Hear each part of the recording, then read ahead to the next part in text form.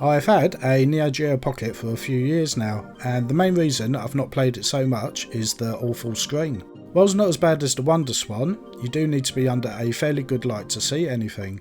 With the camera light shining on it, it's playable, but in normal light it is pretty bad. So it's time for an LCD upgrade.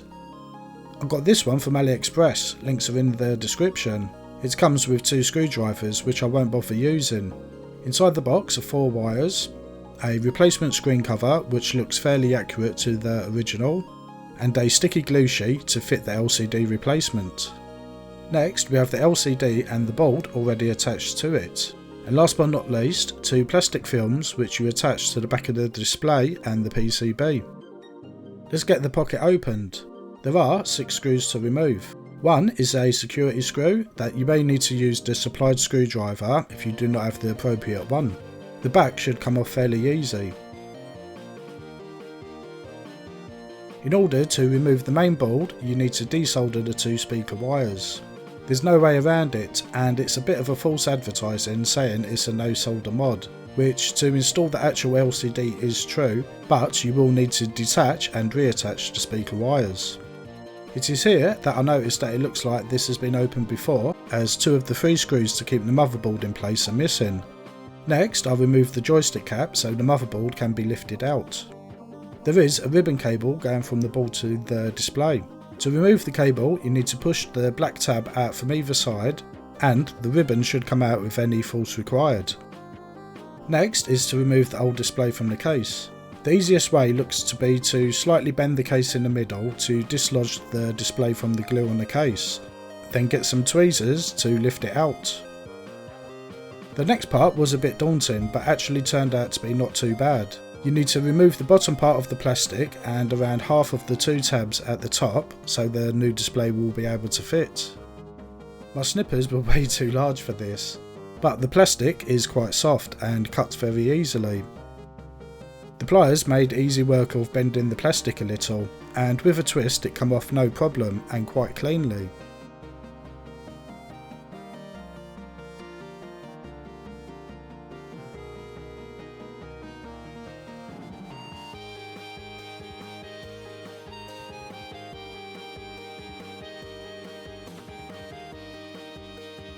With that done, it is now time to add the new glue.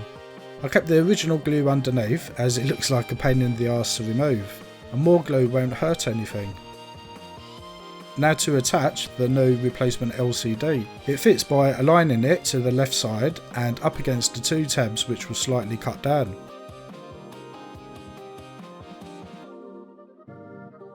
Then the protective plastic for the back of the display was stuck on.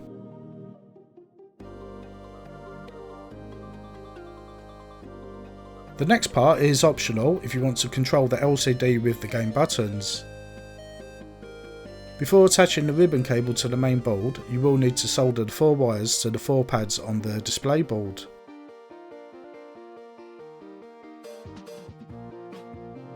Next, you need to attach the ribbon cable to the main board. Remember to pull the black tab out before inserting the cable, and then push the tab back in place to keep it secure.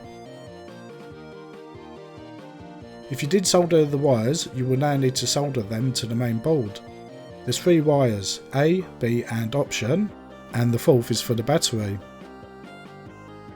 I forgot to stick the capacitive buttons to the case.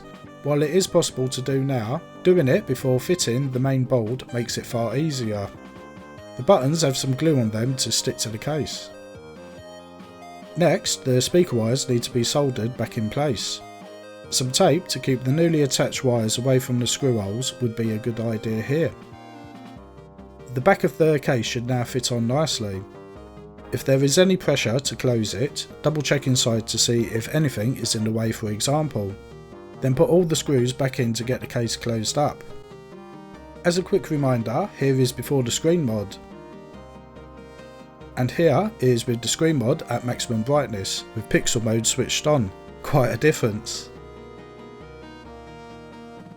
If you fitted the capacitive buttons, you can tap the top to increase the brightness levels and change the colour palette.